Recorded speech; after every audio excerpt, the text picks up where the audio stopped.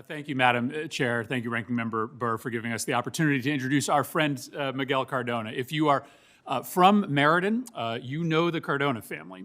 The Cardona family are, in some ways, a typical and in some ways an extraordinary American family, a family that eats, sleeps, and breathes to make its community better. And, well, today the whole country is learning about Miguel Cardona. It frankly is his gregarious police officer father with his trademark handlebar mustache, Hector, who often draws the most attention in Meriden. I can't remember exactly where I first met Miguel, but I'm going to guess it was at the city's Puerto Rican Festival. Connecticut has one of the largest, proudest Puerto Rican communities in America, and Meriden is home to thousands of families, but its cultural festival had hit hard times. There were years where there were only a couple hundred people showing up. Until the Cardona family took the festival over.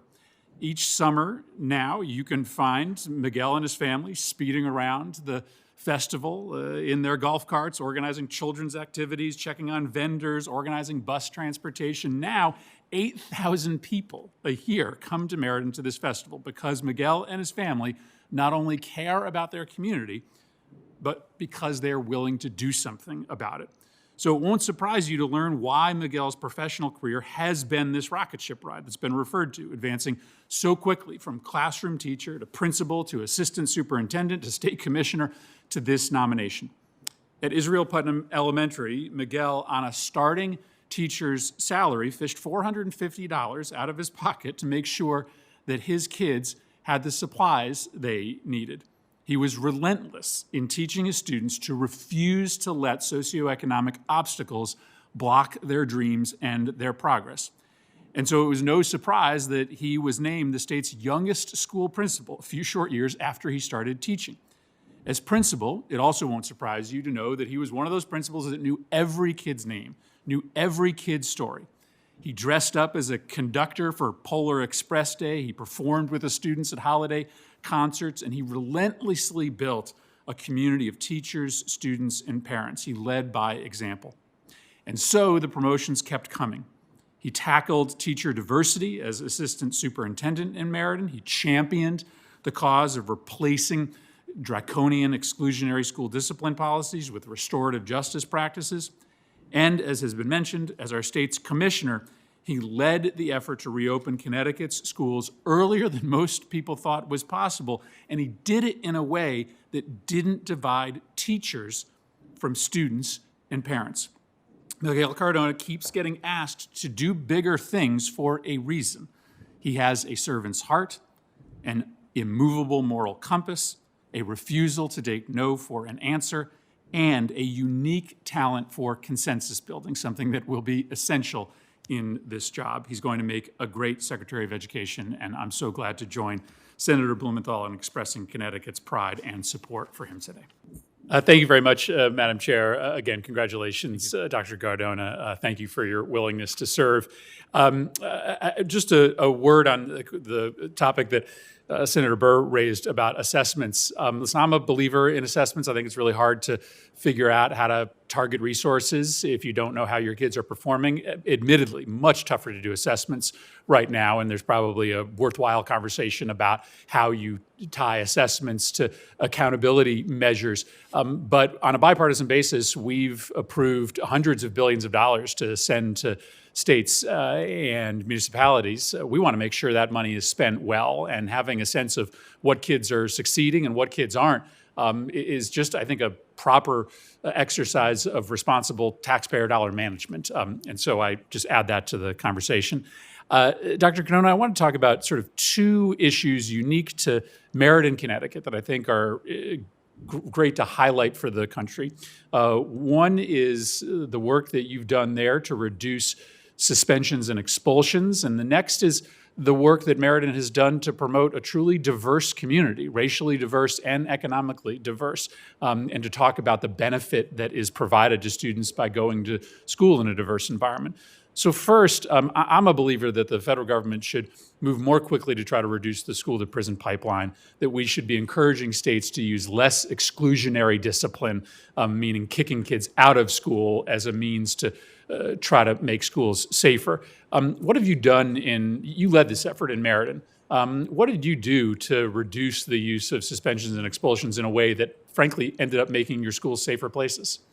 Thank you, Senator. Yes, it's hard to learn if you're being excluded from the learning environment. So efforts to reduce exclusionary practices were critical to our work in Meriden and at the state level.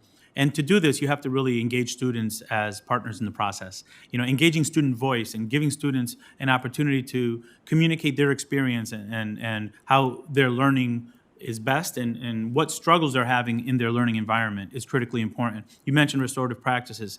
Making sure that when issues arise in our schools, that we're looking at it as a learning opportunity for our students and trying to bring a stronger sense of community as a result. So restorative practices was something that we did in Meriden, but also monitoring. I know you talked about accountability and monitoring. If we're not going to improve it if we're not monitoring it, if we're not looking at our data disaggregated by race, by socioeconomic status, by free or reduced lunch, by students with disabilities. We have to be open and honest about what we're doing and what the results are, and are they different for different students? And then we have to be honest about building capacity for our educators, for our schools, and for our systems to make sure that we're addressing it intentionally. One of the things that you will be immediately presented with is a executive order around school discipline policies that included a lot of incentives for data collection. And I hope you'll take a hard look at re-implementing all or part of that Obama-era executive order, in part because it does get to this question of making sure that we're watching what happens. What we know is that it tends to be students of color and students of disability that end up getting excluded from school more so than their white or non-disabled peers. Lastly, I just wanted to ask you to talk about the benefit of Meriden's diverse student community. I have legislation that would set up a federal grant to support voluntary school integration programs, racial integration programs, and economic integration programs. And I've always been struck in visiting Meriden how the kids themselves are so conscious of the benefit they get from going to middle schools and high schools where they have economic and racial diversity. And in fact, I've talked to lots of kids who moved from less diverse communities, either all white communities or communities with almost exclusively students of color, and they themselves just have their eyes open. So why is that important to Meriden's success? Thank you, Senator. So I'm a big believer in not only curriculum providing a window into other cultures or a mirror into your own culture where you can see yourself, but I also believe the environment, having a diverse environment is a better environment. Diverse perspectives, diverse backgrounds.